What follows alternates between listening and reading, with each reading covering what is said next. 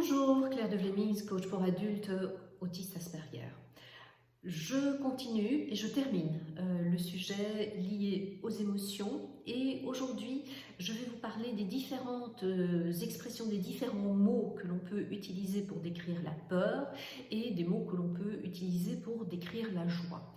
Et puis je terminerai cette vidéo en vous parlant de ce qui se passe quand on exprime une émotion qui n'est pas celle que l'on ressent, parce que c'est quelque chose qui est quand même assez fréquent, et en vous expliquant ce qui se passe aussi quand on exprime, pourquoi parfois on exprime une émotion qui n'est pas du tout reliée au contexte actuel. Alors commençons donc par les mots, le vocabulaire relié à l'émotion de la peur. Nous avons tout d'abord craintif, on a un petit peu peur. Puis on a modeste, on n'ose pas vraiment prendre sa place. Agité, anxieux, apeuré, là on voit que la peur est plus forte. Inquiet, méfiant, paniqué et finalement terrorisé, qui est vraiment l'expression la plus violente de la peur. Alors, dans l'émotion de la peur, il y a aussi d'autres mots qui peuvent être utilisés. La culpabilité, le fait de se sentir coupable, ça fait partie de la peur, d'être fourbe, d'être harcelé, ou d'être pessimiste. Donc tout ça fait partie de l'émotion de la peur. Et donc je termine par l'émotion de la joie. On peut être amusé, un tout petit peu joyeux, satisfait, soulagé, heureux, joyeux. Là, voilà, on sent que la joie est là.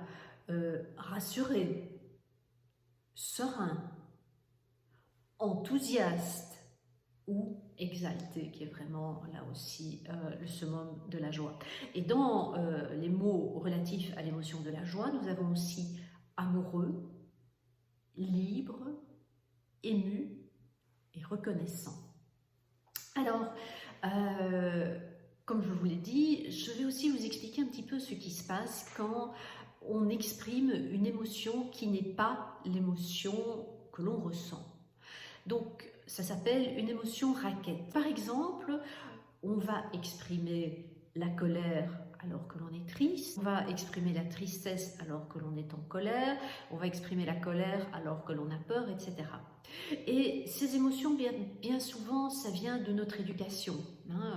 Les filles, on nous a toujours appris qu'une petite fille modèle, eh bien, elle ne se mettait pas en colère. Donc, quand elle veut exprimer de la colère, son seul moyen d'exprimer la colère, ça va être via la tristesse. Les garçons, au contraire, on leur a appris qu'il ne fallait pas pleurer.